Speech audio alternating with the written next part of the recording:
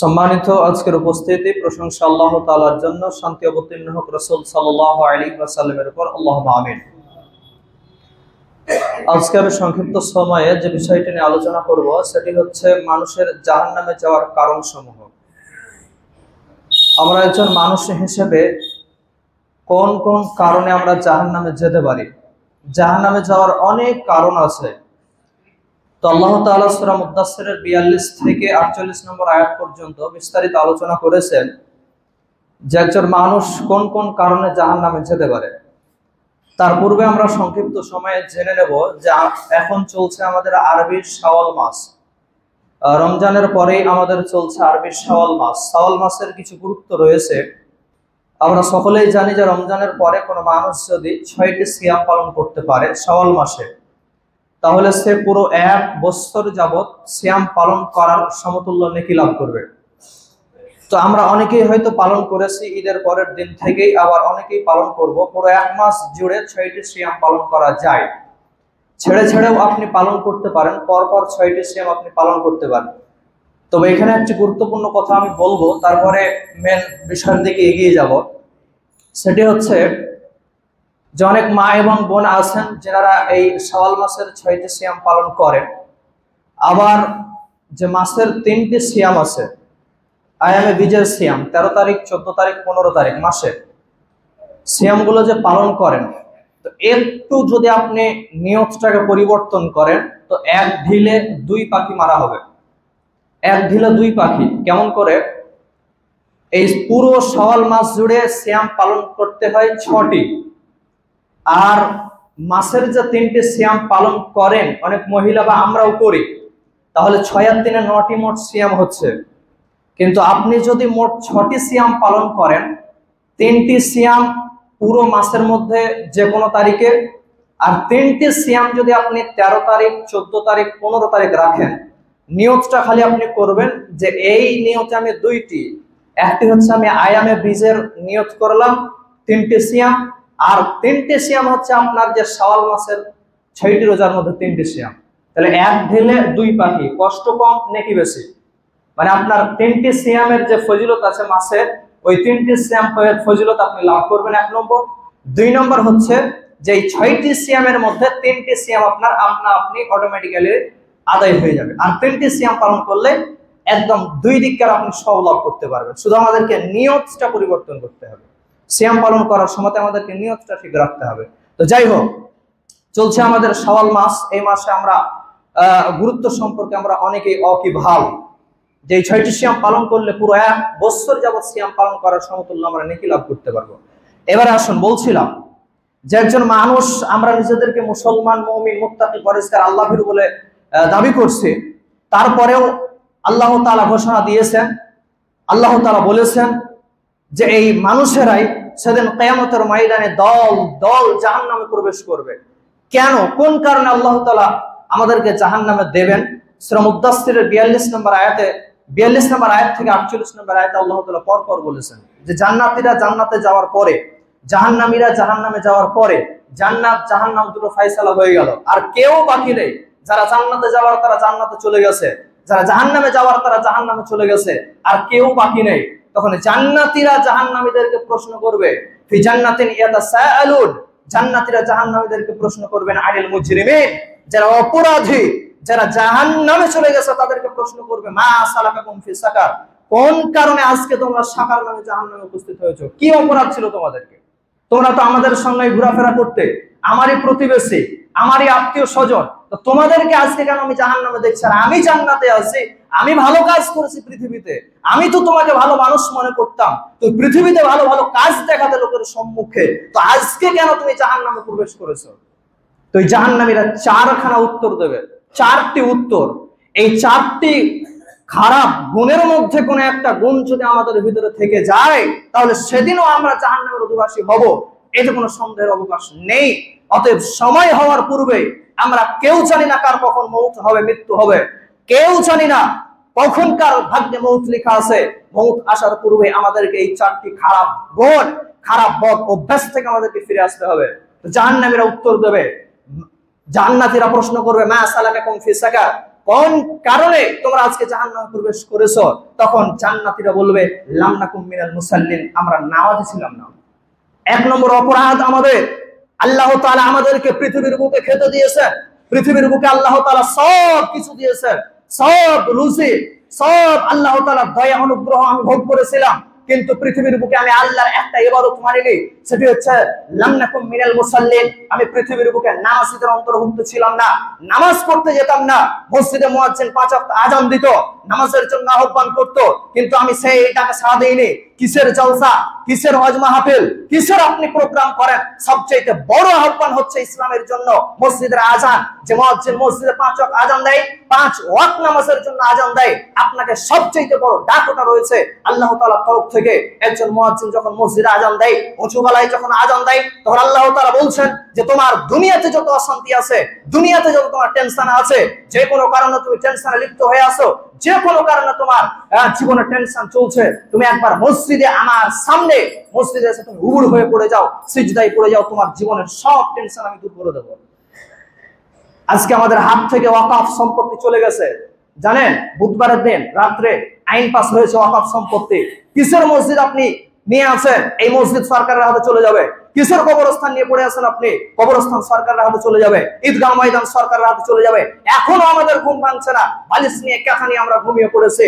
সরকার আইন পাস করে দিয়েছে, হাত কামড়াবে, বাবরি মসজিদ চলে গেছে আমাদের হাত থেকে, এই মসজিদে যাবে, এতে কোনো সন্দেহের অবকাশ নেই। আজকে নিজেদেরকে মুসলমান বলে আমরা দাবি করছি, অথচ মসজিদের জামাতের সহিত মসজিদ ফাঁকা। এই মসজিদ নেবে না তো কোন মসজিদ নেবে? বাবরি মসজিদ তো আমাদের হাত থেকে হাত কেড়ে নিয়েছে, তো এই মসজিদও নেবে, সামনে আসছে, কোনো টেনশনের ব্যাপার নাই, মসজিদ নেবে, আইন পাস হয়েছে। যদি এখনো ঘুমিয়ে থাকেন, তাহলে আমাদের হাত থেকে এই সমস্ত জিনিস হাত ছাড়া হবে না তো কার হাত থেকে হবে? রমজান মাস চলে গেছে, রমজান মাসে মুসল্লির জন্য জায়গা দেওয়া অসম্ভব মনে হচ্ছে, আরো 5 তলা মসজিদ তৈরি করতে হবে। যেমন ঈদের সালাত আদায় হয়ে গেছে, মসজিদ থেকে মুসল্লি কোন দিকে হারিয়ে গেছে, মাইকে এলান করতে হবে যে মসজিদে মুসল্লি হারিয়ে গেছে, কেউ দেখতে পেলে তাকে মসজিদে পাঠিয়ে দেয়। তো এই হচ্ছে আমাদের নীতি, আমরা নিজেরা ঠিক নেই, মাথার চুল থেকে নিয়ে পায়ের পাতা পর্যন্ত আমাদের নিজের দেহটাকে আগে ঠিক করতে পারিনি। আমরা দেখছি যে ওই লোকটি খারাপ করছে, ওই লোকটি গীবত করে বেড়াচ্ছে, ওর মেয়ে খারাপ, ওর ছেলে মেয়ের সঙ্গে সম্পর্ক করে বেড়াচ্ছে, ওটা দেখছি, পর সমালোচনা করে বেড়াচ্ছে, কিন্তু আত্মসমালোচনা আমরা একবারও করছি না। অথচ রাসূল সাল্লাল্লাহু আলাইহি ওয়াসাল্লাম বলছেন, প্রকৃত জ্ঞানী, প্রকৃত সবচেয়ে বড় জ্ঞানী হচ্ছে ওই যে একদম শুয়ে সাদিক থেকে নিয়ে ঘুম থেকে উঠা থেকে নিয়ে ঘুমাতে যাওয়া পর্যন্ত সে নিজের 24 ঘন্টার মধ্যে কি কাজ করলো, কতটা নেকি করলো, কতটা গুনাহ করলো, সে ঘুমাতে যাওয়ার সময় খাতা কলম নিয়ে হিসাব করবে, নিজের আত্মসমালোচনা করবে, নিজের সমালোচনা করবে, সে কতটা গুনাহ করেছে, কতটা নেকি করেছে, এই সমালোচনা করবে। সেই হচ্ছে প্রকৃত জ্ঞানী। আর আমরা ঘুরে বেড়াচ্ছি যে কোন মানুষ কি কি অপরাধ করছে, কোন মানুষ কি কাজ করছে, মানুষটি ভালো নয়, ব্যবহার খারাপ, কাজ কাম ভালো নয়, নামাজ পড়ে না, আরো কিছু করে না, মানে সব সময় পর সমালোচনা করতে আমরা ব্যস্ত। আত্মসমালোচনা বাদ দিয়ে আত্মসমালোচনা করার চেষ্টা করুন, নিজের সমালোচনা আগে করার চেষ্টা করুন, তারপরে পরের সমালোচনা করবেন। নিজের দেহটাকে আমি ঠিক করতে পারলাম না, নাই মুখে দাড়ি, নাই মাথায় টুপি, নাই শরীরে একদম ইসলামী পোশাক, একদম ছেঁড়া প্যান্ট, ছেঁড়া পায়ে জামা কাপড় পরে আমি রাস্তার ধারে ঘুরে বেড়াই, আর নিজেকে আমি মুসলমান বলে দাবি করি, মুখ খুলি আমি মুসলমান বলে দাবি করি, নামাজে এক ওয়াক্ত নামাজে উপস্থিত নাই, অথচ এর উপরে ইস্তেমুল্লাহ চলবে না তো চলবে কার উপরে? প্রত্যেক নামাজে আমরা বলছি ইয়াকা না'বুদু ওয়া ইয়াকা নাস্তাঈন, আমরা তোমারই ইবাদত করি, তোমারই ইবাদত করি, তোমারই ইবাদত করি, ওয়া ইয়াকা নাস্তাঈন, এবং তোমারই কাছে আমরা সাহায্য চাই। তো আল্লাহর কাছে আমি ইবাদত পাঠাই না, তো আল্লাহর সাহায্য আসবে কি করে? আজকে গাজার মুসলমান, ফিলিস্তিনের মুসলমানকে কচুকাটা করা হচ্ছে, বম মেরে হত্যা করা হচ্ছে, ছোট ছোট বাচ্চাদেরকে তার চোখের সামনে তারা পিতারা হাতে নিয়ে তারা কন্দন করছে যে সারা বিশ্বের মুসলিম যত রাষ্ট্র আছে সব নাকে তেল দিয়ে ঘুমাচ্ছে। 57টা ইসলামী রাষ্ট্র আছে, তার চেয়ে ইসলামী রাষ্ট্রগুলো নাকে তেল দিয়ে ঘুমাচ্ছে, আর মুসলমানদেরকে কচুকাটা করা হচ্ছে। তো সেই অবস্থা আমাদেরও আসবে। শেখ সাদি আলাইহি রহমা বলছেন, বানি আদম আদা এক দিগারাম কেদারা ফিস জেকে জাওহারাম চুজবে বাদরাত আওরাদের জাগার দিকারুসবে হারানা মানাদকারাত তুকাসবে নত দি গারাবে গানি নাশাইয়াত কেনামত নিহামদে আদমি। ওইদিকে মুসলমানদেরকে কচুকাটা করা হচ্ছে, আর এদিকে আমরা আরামের সহিত নাকে তেল দিয়ে ভাত খেয়ে খাটের উপরে এসি ঘরে আরাম করে ঘুমিয়ে আছি, ওর চলছে চলুক, আমরা তো আরামে আছি। ভাবিয়েন না ওই অবস্থা আমাদেরও আসবে। সারা শরীরের মধ্যে যদি একটা আঙুল যদি কেটে যায়, ব্যথায় ব্যথিত হয়, আর যদি পুরো অঙ্গ যদি আপনি আরামে ঘুমান তাহলে জানতে হবে আপনার পুরো বডি পচে গেছে, আপনার হীনমন্যতা বোধ নেই, আপনার শরীরে কোনো অনুভূতি নেই যে আঙুল কেটে গেছে তারপরে আপনি ঘুমাচ্ছেন, ব্যথায় আপনি টিকতে পারছেন না, তারপরে আপনি আরামে ঘুমাচ্ছেন। মানে আপনার পুরো শরীরে পচে গেছে, ব্যথা আপনি অনুভব করতে পারেন না। তো শেখ সাদী আলাইহি রাহমাতুল্লাহ বলছেন যে একজন মুসলমান আরেকজন মুসলমান একটা দেহের মতো, দেহে যেমন ব্যথা হলে পুরো শরীরকে যেমন ঘুমাতে দেয় না, ওই রকম ভাবে একজন মুসলমানকে অত্যাচার করা হলে পুরো মুসলিম বিশ্ব কি করে ঘুমাতে পারে? যদি ঘুমায় তাহলে সেটা পচে গেছে, ও মুসলমানই নেই। সম্মানিত উপস্থিতি, তাহলে 1 নম্বর কারণ জাহান্নামে যাওয়ার হচ্ছে লাম নাকুম মিনাল মুসাল্লিন, আমরা মুসল্লি ছিলাম না, নামাজি ছিলাম না। কি করে আমরা মুসলমান দাবি করতে পারি? সারা 24 ঘন্টার মধ্যে আল্লাহ তাআলা আমাকে কত নিয়ামত দিয়েছেন, কত চাকরি করছে সারাদিন, কত টাকা পয়সা ইনকাম করছি, কিন্তু 10টি করে মিনিট সময় দেওয়ার আমার হাতে সময় নেই। 10টি মিনিট অন্তত পক্ষে 5-10-50 মিনিট আল্লাহ তাআলার জন্য দেওয়ার সময় নেই 24 ঘন্টার মধ্যে। কি জবাব দেবেন আপনি? কি জবাব দেবেন আপনি কবরে গিয়ে? কি বলবেন আপনি আল্লাহকে যে আল্লাহর জন্য আপনি 24 ঘন্টার মধ্যে 1টি ঘন্টা যদি আল্লাহর জন্য ব্যয় করতে না পারেন, যে আল্লাহ আপনাকে খাওয়াচ্ছেন, যে আল্লাহ আপনাকে বাঁচিয়ে রেখেছেন, যে আল্লাহ আপনাকে পড়াচ্ছেন, যে আল্লাহ আপনাকে চাকরি করাচ্ছেন, সব কিছুর মালিক হচ্ছেন আল্লাহ, সেই আল্লাহ আমাকে ক্ষমতা দিয়েছেন, তো আল্লাহর জন্য যদি 1টি ঘন্টা আমি বের করতে না পারি, কি জবাব দেবো কিয়ামতের ময়দানে? অনেক মানুষ আছে পৃথিবীর বুকে, যদি বলা হয় ভাই নামাজ পড়েন না কেন, কেন পড়েন না, তখন ওই ব্যক্তি বলবে আপনি বুঝবেন না। তো আমি না হয় বুঝলাম না, আপনি সারাদিন কাজ করেন, চাকরি করেন, এমন এমন কাজ করেন, এমন এমন ডিউটি করেন যে নামাজ পড়ার সময় পান না। তো আপনি কিয়ামতের ময়দানে আল্লাহকে বলিয়ে, আল্লাহ প্রথম প্রশ্ন করবে আউয়ালু মা ইউহাসাবু বিহিল আবদু ইয়াউমাল কিয়ামাহ সালাহ। কিয়ামতের ময়দানে সর্বপ্রথম প্রতিটি বান্দার কাছে প্রশ্ন নেবেন আল্লাহ তাআলা, তোমার নামাজ সম্পর্কে প্রশ্ন দাও, উত্তর দাও। তুমি নামাজ পড়েছিলে কিনা, যদি পড়েছিলে তো ভালো করে পড়েছিলে কিনা, তুমি রাজমিস্ত্রি খেটেছিলে বা যে কোনো কাজ করেছিলে, সেই কাজের ফাঁকে তুমি নামাজের জন্য 10টি মিনিট সময় বের করোনি কেন? বলে দাও। আজকে তুমি তোমার নামাজের পুঙ্খানুপুঙ্খ হিসাব দাও। কিয়ামতের সর্বপ্রথম প্রশ্ন হবে, যতক্ষণ না এই প্রশ্নের উত্তর দিতে না পারবে, চুল বরাবর, তার চাইতে কম 1 চুল বরাবর পা নাড়াতে পারবে না। তখন আপনি আল্লাহকে বলেন, আল্লাহ তুমি বুঝবা না, আল্লাহ তুমি বুঝবা না আমি টোটো চালাতেই ব্যস্ত ছিলাম, আল্লাহ তুমি বুঝবা না আমি ভ্যান চালাতেই ব্যস্ত ছিলাম, আল্লাহ তুমি বুঝবা না আমি চাকরি করতেই ব্যস্ত ছিলাম, সময়ই পাইনি। একবার বলে দেখিয়ে আল্লাহকে কিয়ামতের ময়দানে। সম্মানিত উপস্থিতি, তাহলে 1 নম্বর জাহান্নামে যাওয়ার কারণ হচ্ছে লাম নাকুম মিনাল মুসাল্লিন। আপনাদের সকলের কাছে আমি অনুরোধ রাখবো, যাদের নামাজ আছে, পৃথিবীর বুকে সবকিছু আছে, সবকিছু ধ্বংস হয়ে গেলেও আল্লাহ তাআলা তার সঙ্গে আছেন। যার নামাজ নেই, পৃথিবীর বুকে সবকিছু থাকলেও, টাকা পয়সা থাকলেও, ধন দৌলত থাকলেও, সবকিছু থাকলেও আল্লাহ তাআলা তার সঙ্গে নেই, মানে মরার পরে আপনার বাঁচার কোনো উপায় থাকবে না। সামান্য 60 বছর 70 বছর এই দুনিয়াতে আমরা টিকে থাকতে, যে আনন্দ ফুর্তি করার জন্য আমরা নিজের সময় থেকে ব্যয় করে আল্লাহকে ভুলে গিয়ে, তাহলে মরার পর যে অনন্ত জীবন, তখন আপনি কি করবেন? সম্মানিত উপস্থিতি, তাহলে 1 নম্বর কারণ হচ্ছে জাহান্নামে যাওয়ার সালাত না আদায় করা। এটা আমরা সকলেই জেনে আসছি, শুনে আসছি। একটি উদাহরণ দিয়ে তারপরের পয়েন্টে আগাবো। একজন মানুষ জানে ব্যাংকে টাকা জমা করা হয়, সে একটা পাগল জানে যে ব্যাংকে টাকা জমা করা হয়। তো ব্যাংকে যখন টাকা জমা করা হয়, প্রত্যেক দিন সে জানলা দিয়ে এক বান্ডিল করে টাকা ছুড়ে দেয়। তো যখনই টাকা ছুড়ে দেয়, ব্যাংকের ম্যানেজার প্রত্যেকদিন সকালবেলাতে এসে ওই টাকাগুলো নেয় আর পান কিনে খায়। মজাই মজা, কে না জানে জানলা দিয়ে টাকা ছুড়ে দেয়। আর পাগল ভাবছে আমি ব্যাংকে টাকা জমা হয়, প্রত্যেকদিন জানলা দিয়ে টাকা ছুটছে আর টাকা জমা হচ্ছে আমার। তো 1 মাস পরে পাগল হিসাব করেছে যে তার 50,000 টাকা ব্যাংকে জমা হয়েছে। তো ব্যাংকের ম্যানেজার কাছে গিয়ে বলছে যে আমার টাকাগুলো দিয়ে দাও, টাকাগুলো দিয়ে দাও, আমি তোমার ব্যাংকে 50,000 টাকা জমা করেছি 30 দিনে। তখন ব্যাংকের ম্যানেজার বলছে কিসের টাকা তোমার? অ্যাকাউন্ট দাও। কিসের টাকা? অ্যাকাউন্ট দাও, অ্যাকাউন্টের হিসাব বুঝাও। তোমার অ্যাকাউন্টে যদি 1 টাকাও থাকে তাহলে তোমাকে 1 টাকাও দিয়ে দেবো, তুমি আগে অ্যাকাউন্ট দেখাও। কিন্তু পাগলের অ্যাকাউন্ট নাই। আর একজন মানুষের অ্যাকাউন্ট আছে, সে প্রতিনিয়ত যদি 1 টাকাও ফোনপের মাধ্যমে যদি 1 টাকাও ট্রান্সফার করে, তাহলে তার অ্যাকাউন্টে 1 টাকাও জমা হবে। ঠিক ওই রকম ভাবে আপনি নামাজকে অ্যাকাউন্ট মনে করুন।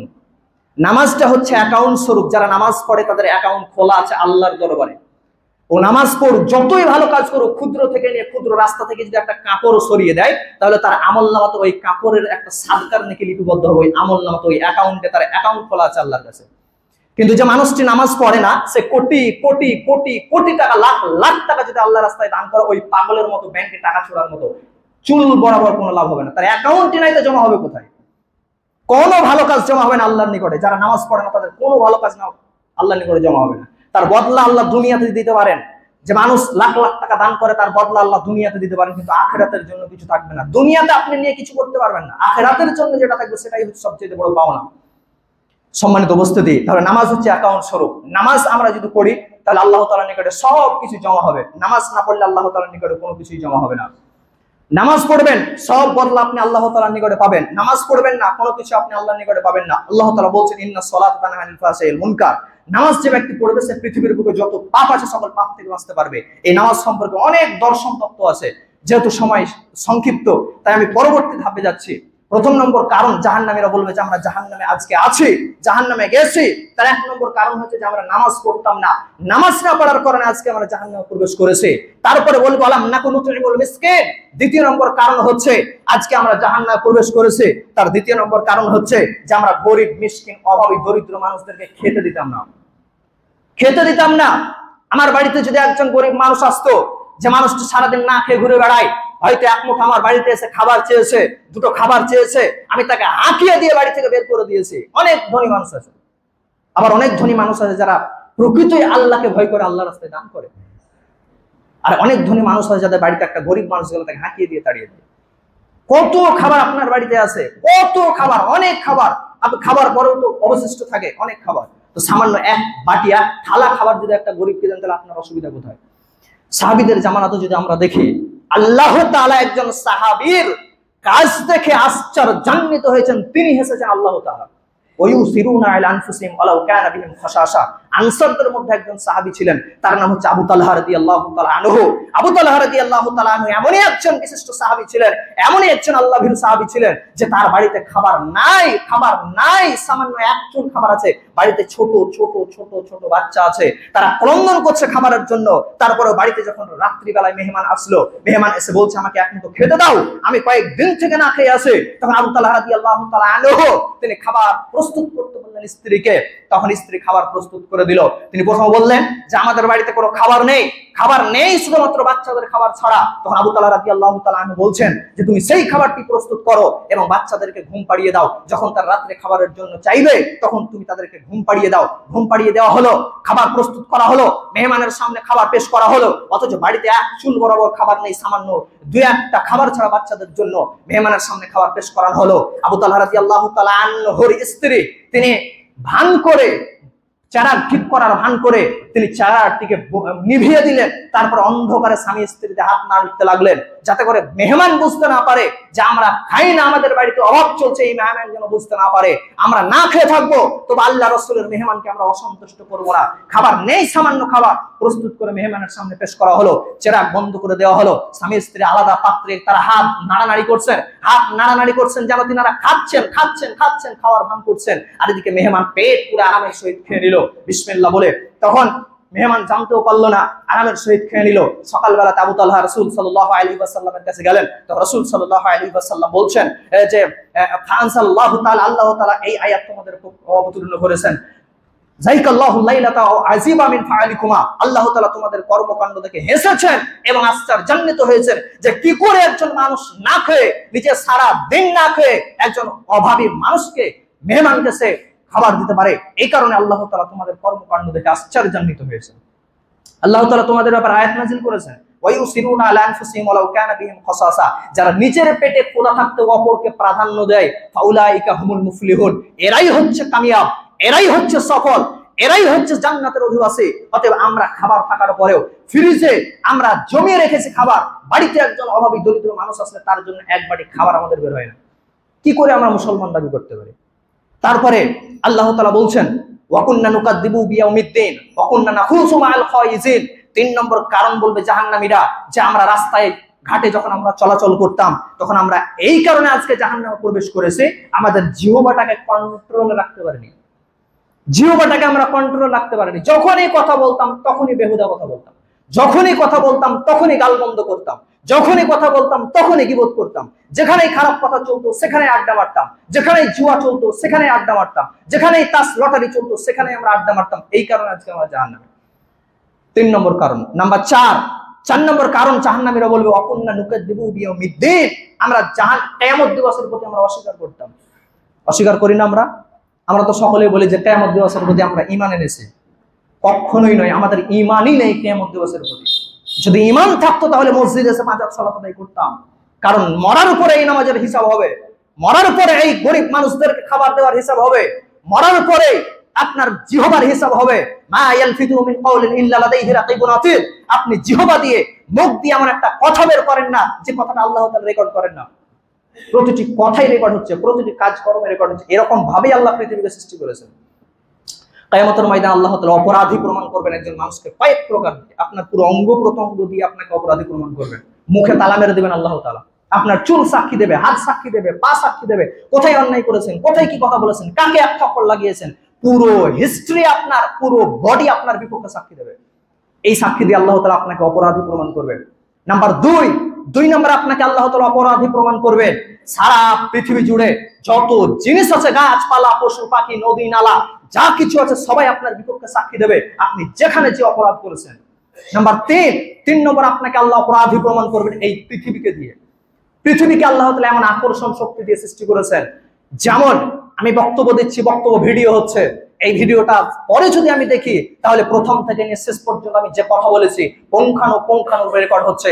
মাঝে মধ্যে যদি আমি ভুলও বলে দিই কোনো একটা কথা, সেটাও রেকর্ড হবে, সঠিক বললেও রেকর্ড হবে, কোনো কিছু বাদ যাবে না। ঠিক ওইরকম ভাবে পৃথিবী এমন একটি ভাবে সৃষ্টি করেছেন আল্লাহ তাআলা, পৃথিবী সব কিছুকে গ্রাস করছে। আপনি ভুল বললেও, সঠিক বললেও সব কিছু কিয়ামতের ময়দানে আপনার উগলে দেবে, বমি করে দেবে। এটা একরকম ভাবে আপনাকে আমার অপরাধী প্রমাণ করবেন। 4 নম্বরে আল্লাহ তাআলা অপরাধী প্রমাণ করবেন আমাকে কিয়ামতের ময়দানে। সেটি হচ্ছে যে আপনার যারা আমার পাপগুলোকে দেখেছিল তারা আমার বিপক্ষে সাক্ষী প্রদান করবে। সম্মানিত উপস্থিতি, তাহলে বলছিলাম যে একজন মানুষ জাহান্নামে প্রবেশ করবে 4টি কারণে। 1 নম্বর কারণ হচ্ছে যে আমরা নামাজ পড়তাম না, নামাজ না পড়ার কারণে আজকে আমরা জাহান্নামে প্রবেশ করেছি। নাম্বার 2, ওয়ালাম নাকুনু তুইমুল মিসকিন, আমরা গরিব অভাবী দরিদ্র মানুষদেরকে খেতে দিতাম না।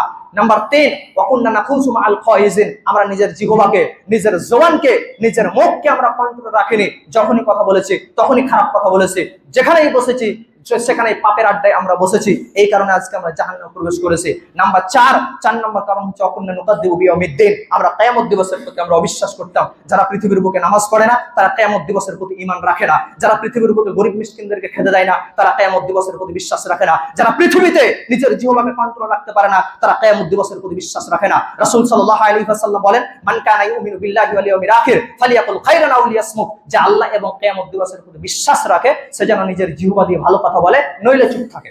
তো যারা জিহ্বা দিয়ে ভালো কথা বলে না তারা আল্লাহ এবং কিয়ামত দিবসের প্রতি বিশ্বাস রাখে না। এবারে শেষে একটি কথা, সময় যেহেতু শেষ তাই আমি শেষে একটি কথা বলে আমার বক্তব্য শেষ করছি।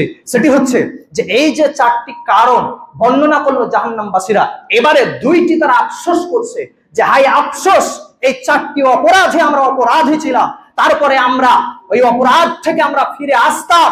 আমরা ভেবেছিলাম যে আমাদের সময় এখনো আছে পৃথিবীর বুকে, আমরা জীবিত থাকবো, অনন্তকাল আমরা জীবিত থাকবো, এবং সময় হয়ে গেলে আমরা সেই পাপ থেকে ফিরে আসবো, বয়স্ক হয়ে গেলে আমরা সেই পাপ থেকে ফিরে আসবো। কিন্তু হায় আফসোস, হাত্তা আতানাল ইয়াকিন, আমাদের নিকটে মউত এসে উপস্থিত হলো, আমরা বুঝতেই পারলাম না। আমরা ভেবেছিলাম বয়স্ক হয়ে গেলে আমরা মসজিদে প্রবেশ করব, আমরা ভেবেছিলাম যে আমার এখন সময় হয়নি, আমি যুবক টকটকে যুবক, আমার এখন খেলার সময়, মেয়েদের পিছনে ঘুরে বেড়ার সময়, আমার এখন আনন্দ ফুর্তি করার সময়। আমি বুঝতেই পারিনি যে আমি এখনই আমার মৃত্যুবরণ হবে। কেন আপনি দেখেন না, অনেক যুবক মারা যাচ্ছে, অনেক যুবতী মারা যাচ্ছে টকটকে বয়সে। তো তারা সেদিন কিয়ামতের ময়দানে আফসোস করবে, হাত্তা আতানাল ইয়াকিন, আমি ফিরে আসতাম এই সমস্ত পাপ থেকে, কিন্তু আমার মউত কখন এসে গেছিল আমি জানতেই পারিনি। 2 নম্বর তারা আফসোস করবে, ফামা তানফাউহুম শাফাআতুশ শাফিঈন, এই সমস্ত 4 প্রকার ব্যক্তির জন্য কিয়ামতের ময়দানে কোনো সুপারিশ থাকবে না। সুপারিশ করবে অনেক নবী রাসূলরা সুপারিশ করবেন, যারা মুমিন আল্লাহর প্রকৃত বান্দা তারা সুপারিশ করবেন, সুপারিশ করে জান্নাতে নিয়ে যাবেন। তারপরে কোরআন, যে কোরআন আমরা পড়ি, এই কোরআন কিয়ামতের ময়দানে আপনার পক্ষে আপনার বিপক্ষে মামলা করে জান্নাতে নিয়ে যাবে, জাহান্নামে নিয়ে যাবে। সিয়াম, রোজা, যে রোজা আমি রাখলাম সেই রোজা আল্লাহর নিকটে মামলা করে কিয়ামতের ময়দানে আপনাকে জান্নাতে নিয়ে যাবে, জাহান্নামে নিয়ে যাবে। তারপরে আল্লাহ তাআলা শেষ পর্যায়ে আপনার জন্য সুপারিশ করে আপনাকে জাহান্নাম থেকে জান্নাতে নিয়ে যাবে, বা আল্লাহ তাআলা নিজে সুপারিশ করবেন। তো সুপারিশ করবেন অনেক প্রকার, তো সেই সুপারিশের মধ্যে পড়বে না এই 4 প্রকার ব্যক্তি। যারা নামাজ পড়বে না তারা কাউরির সুপারিশ করবে না, তারা কোনোদিন জান্নাতে যাবে না। সম্মানিত উপস্থিতি, তো যাই হোক, সংক্ষিপ্ত সময় যেহেতু বাড়ানো যাবে না, এই 4টি বিষয়ে আলোচনা করতে গেলে অনেক সময় লাগবে, দীর্ঘ 2 ঘন্টা সময় লাগবে। তো জুমার সংক্ষিপ্ত সময়, তাই আমি সংক্ষিপ্ত আকারে বলার চেষ্টা করলাম যে আমরা মুসলিম হিসেবে আমরা যদি নামাজ না পড়ি তাহলে আমাদের ভবিষ্যৎ আরো খারাপ হবে।